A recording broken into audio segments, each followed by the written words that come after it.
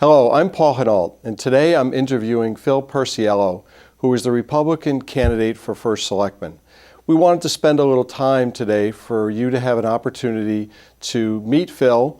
We're going to have a discussion, talk a little bit about his background as a native of Connecticut, his experience in the military, his work position that he has at the Travelers, and also a little bit about what he does here in town on some of the boards that he's been on. So we want to invite you to spend some time with us.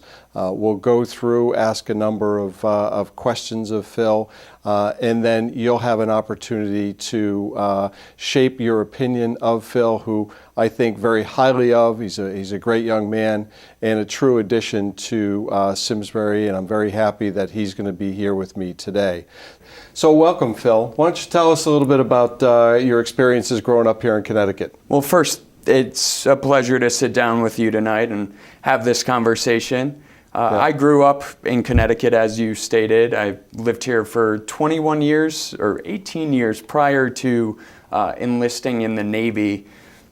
I grew up in Monroe, Connecticut. My entire family's still down in Monroe. My father is a retired Bridgeport police officer. Okay. My mother, an administrative executive. My sister and brother-in-law have two beautiful children who I get to go down and spoil and face none of the ramifications of that, of course. You get to send them on their way. Absolutely. That's the great perk of being an uncle. Yeah. You know, I've always loved Connecticut. Even during my time in the military, I always knew that I wanted to move back to Connecticut. Probably one of the reasons that I was still a tax-paying resident of Connecticut throughout my time in the military. Yeah, great. And you're going to get married soon. Yes. You're a homeowner here in Simsbury. So why don't you tell us a little bit about Keisha and how you met her and that type of stuff. So that'd be great. Right. Yeah, Kasha and I met in the Masters of Public Administration program at University of Connecticut. We have been together for 3 years now, and in April 2016 we will be getting married at St. Mary's Church. Nice reception at Tower Ridge Country Club. Excited to have the entire process be within Simsbury. We recently purchased a house, which it's been a lot of work, but it's nice to see the hard work starting to pay off and getting it tailored just the way we like it. So it's been a great process and very it's always a excited. great process when you buy your first house and what you could do and you know how you see you want that that to be. So that's good. Got a new puppy as well. Our dog, our black lab Lambo. He brings us a ton of joy and a lot of excitement. Great.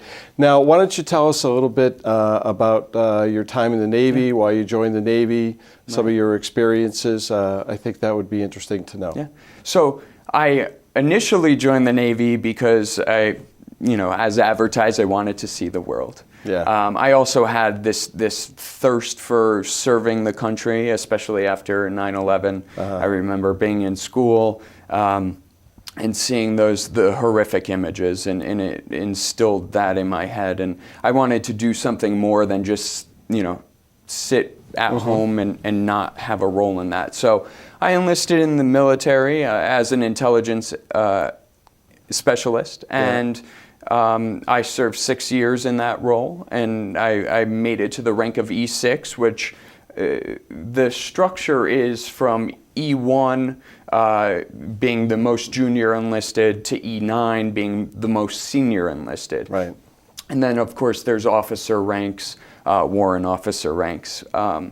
So my time gave me a lot of leadership experience, a lot of chances to visit, many different countries, see a lot of the world, and really just make an impact. And I'm grateful for the experience, and it was difficult, but it was certainly maturing. So from what I understand, the Navy really let you see the world. You were in El Salvador, you were in a lot of other places, you were in Afghanistan, you did a tour in Afghanistan. So why don't you tell us a little bit about your impressions of Afghanistan? I recall heading into country. So I was in Qatar for about 10 days prior to going into Afghanistan. And I recall when we went into country, we had to do a combat landing. I had no clue what a combat landing was. Well, they changed the angle of the aircraft, basically, and I was like, I just got into country. It's already over for me. I was worried. Once I looked around and saw that no one else was panicking on the flight, I took a deep breath and I felt they said, a lot welcome, better. rookie. Yeah, I was pretty much welcome. Right. Your first tour, evidently. So touching down and just seeing the most beautiful landscape, just distance and these beautiful big mountains just over the horizon.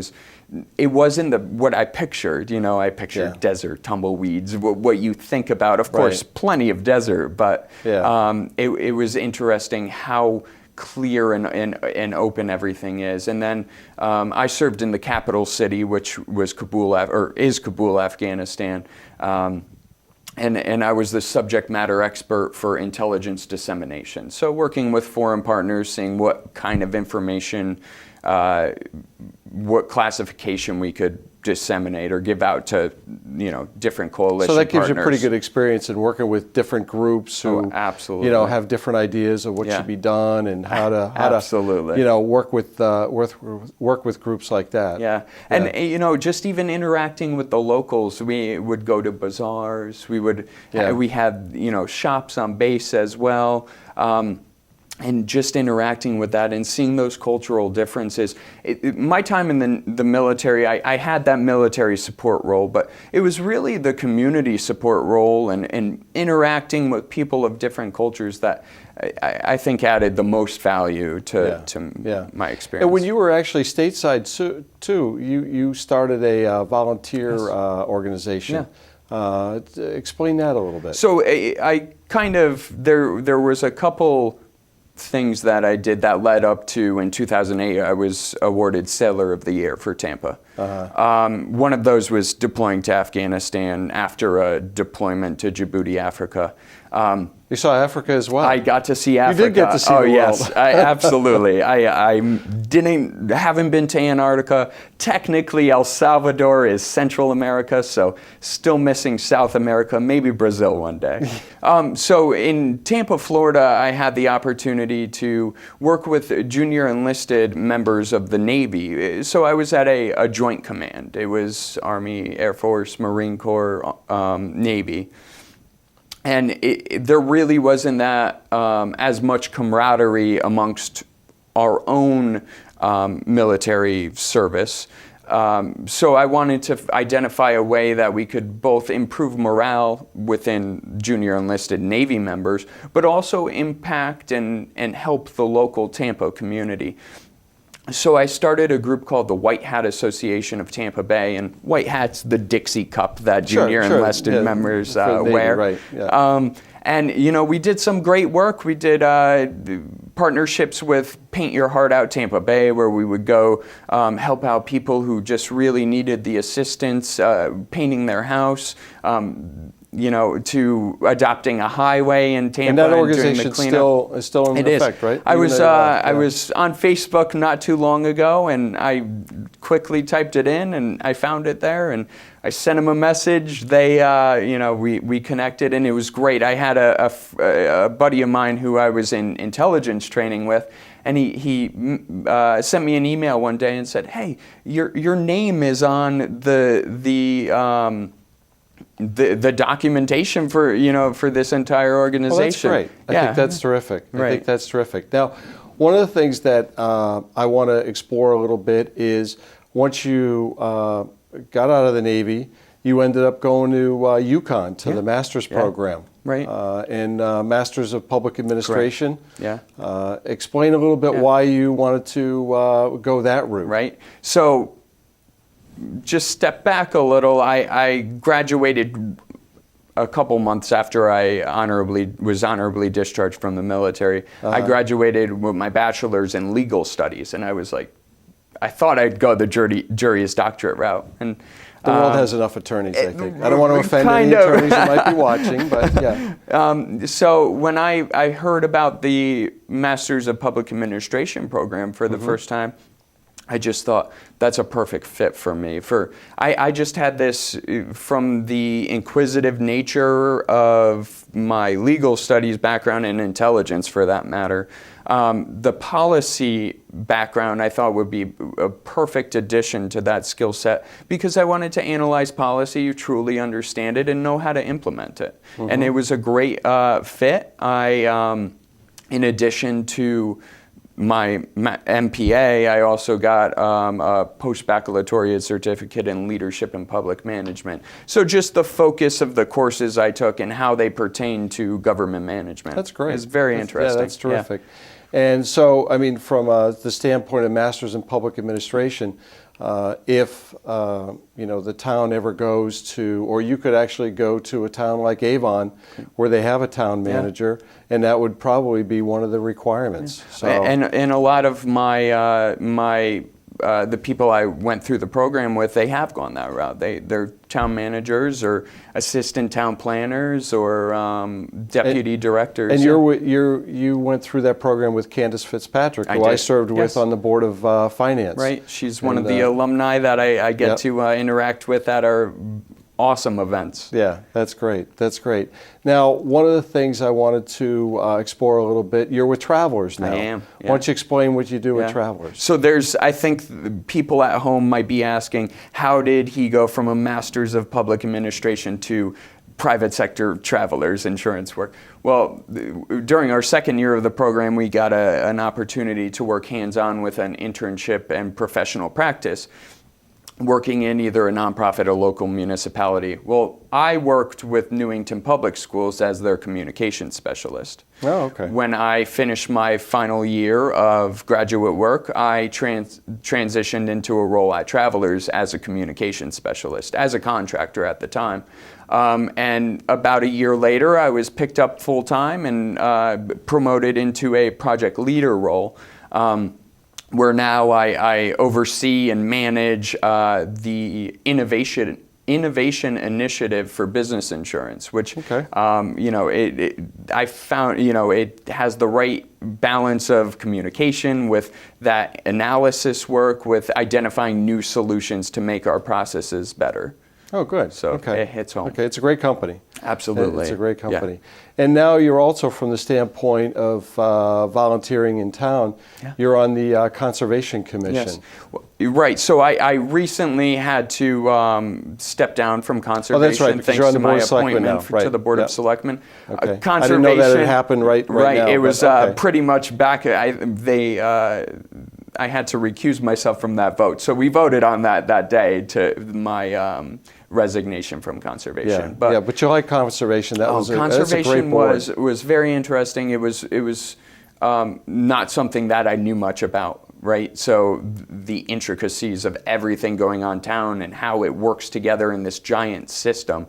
And I have the utmost respect, and I am completely at awe with the people on that board because they know their stuff so well. And really, I think that was the driving force for me picking it up faster because I'm trying to keep up and the process, gaining the process knowledge of how policy happens in town. It was a great experience, and I learned a lot from it. There's some great people on that Absolutely. board. They've been there a long time. Yes, they do a very good job. Oh, that's great. That's great. Now, why don't you tell me a little bit about what drew you to Simsbury? Yeah, so... and your bride-to-be to Simsbury, right? So go ahead. Yeah, we had lived in Hartford for a year prior, or two. I had lived there for 2 years prior, and we graduated our Masters of Public Administration program, and we were looking for somewhere to call our forever home. And we did our research, and like most people, we were attracted by the school district, by the services Simsbury offers. Coming down Hop Meadow for the first time and seeing all the American flags lining the road, I had to make sure and check the date and say, how far are we away from July 4th? And just to understand, like, that symbolism stuck with me. It Yeah. may not seem like much to some people, but it meant a lot to me to see that. In addition to the beautiful landscape and the bike trail and the small businesses on Hot Meadow, and it just had this great feel, and we decided to rent here, and we rented a townhouse, met a lot of great people. The community is very friendly and welcomed us with open arms, and we decided this was our forever home. We made the right choice, Yeah. and we're now homeowners. That's great. Yeah.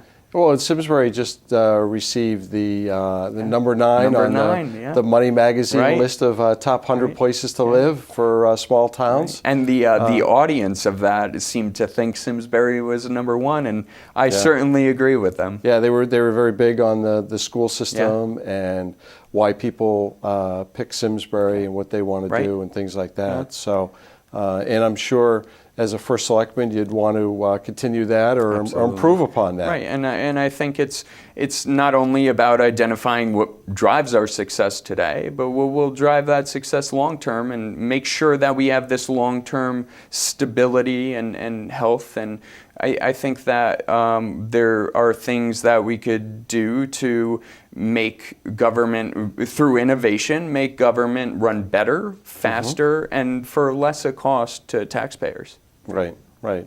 Which is always one of the things that you have to balance, the services versus the taxes that you need to pay for that. It's a real balancing act. And that technological innovation, or that process innovation, or what scholarly resources are teaching us, we're not necessarily leveraging that to the level we can be, and I think we could do a lot more in that regard and really change the way we think of the services. Right. Oh, that's great.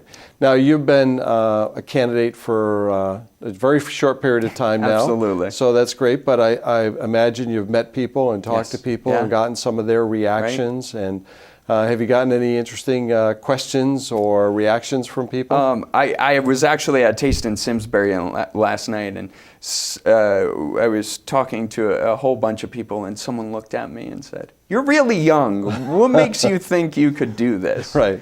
And I told her my background. I told her about my military experience and my Master's of Public Administration experience.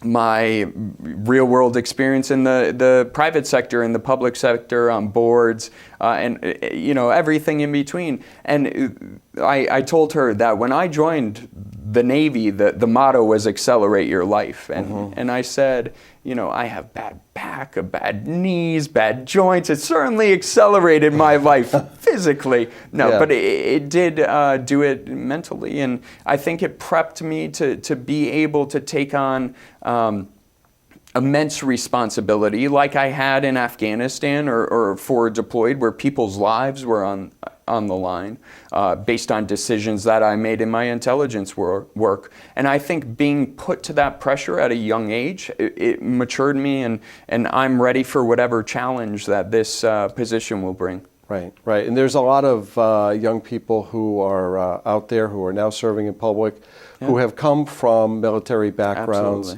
Or also there's people like Aaron Stewart in New Britain, who's very young, and Tim, right, and they're doing a great job for their communities and really, rising to the top and what they're able to do for their communities. And I think it's just a different view. It's the way that generationally, there's just a way that people view certain problems or issues differently, and having that difference of opinion, especially on a board of 6 elected representatives, it adds balance, and I think that a young person can contribute immensely to the success of a municipality, a town, a city, whatever it may be. And we have proof, just as you mentioned. Well, it's the same thing in business, and certainly the Travelers and the company that I work for.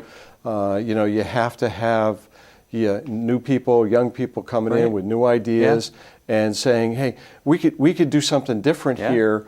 And bringing in some of those ideas, because as the community is aging, you're going to need people who are going to be those young leaders. And it's the same in government. Absolutely. It's the same in business or in any civic organization as well. And finding people to volunteer is getting more difficult as demands are on their time to do things. So I think that's very, very important. I don't think we often look at our community enough as we look at our workplace environment. I view where I work as a culture, our workplace culture. In Simsbury, there's a culture, and it needs a diverse representation of different backgrounds and different thought processes, and I think that's what makes us work and what makes us successful. Right. And I look forward to the opportunity to add to that. No, that's great. That's great. So the one of the things that I want to give you a chance to catch your breath here, so I'll just throw out a little bit of a long question to you. But as you move forward and want to visit people into the fall and what you're doing, what are some of the messages that you want to communicate? So, as I mentioned a little bit earlier, innovation, what I do for work and what I think can work for government, innovation's the driving force behind all of my ideas, all of my policy stances, and finding ways to innovate government to make it better, faster, and at less cost to taxpayer. And you might, that sounds like a Ponzi scheme, right? It's too good to be true. But you take things like solar technology and how you could make a surplus of energy while using less and still have a better effect to taxpayers. So something like that on the bike path, I think, would work wonders. Or making our government more transparent through social media related tools that we could use to get community interaction into government. Or things as simple as looking at our website, where are the, why can't we find the information we're looking for? And revisit that and revamp that. I think there's processes like going into town hall to get a dog tag or a fishing license that we could start to change and see, how can we better serve the town? How can we make it easier for the residents of Simsbury to get the town services they need? Right. And we have some challenges that are coming up too that we're going to have to deal with as far as, eventually, our largest taxpayer or second largest taxpayer is leaving. Somebody's going to hopefully buy that facility if that ever closes. You also have the challenges of what to do with respect to a senior/community center. Right. How do you deal with, some of the capital needs that might be coming down the pike with respect to the Board of Education, and although the Board of Selectmen has a limited role in the Board of Education, there are still things that they need to do. So, and I think it's important to preserve that. As we've discussed, that's a driving force. That's why people come here, because of our amazing education and we want system. people to continue to come here and to buy our homes and to set up businesses and things like that. And economic development, I feel, needs to be, the first selectman needs to be the primary driver of economic development in this town. And if I'm elected, that's exactly what I'll do. That's great. That's great. Well, Phil, we're just about out of time now.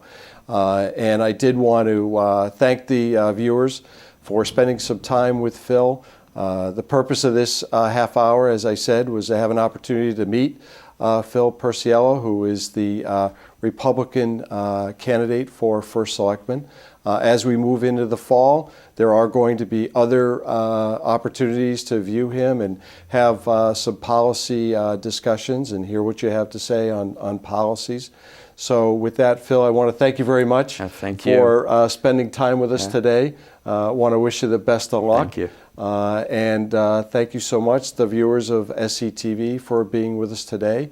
And thanks again. I appreciate your time, and I thank you all for watching. That's great. All right, take care.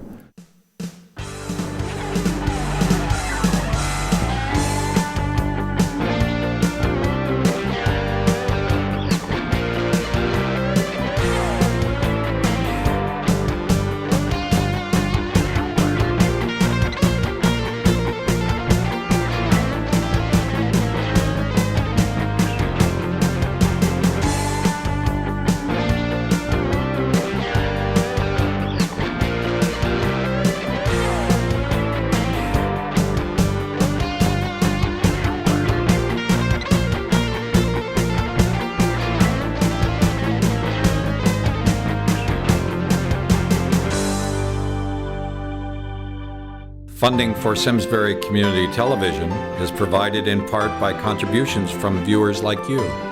Thank you.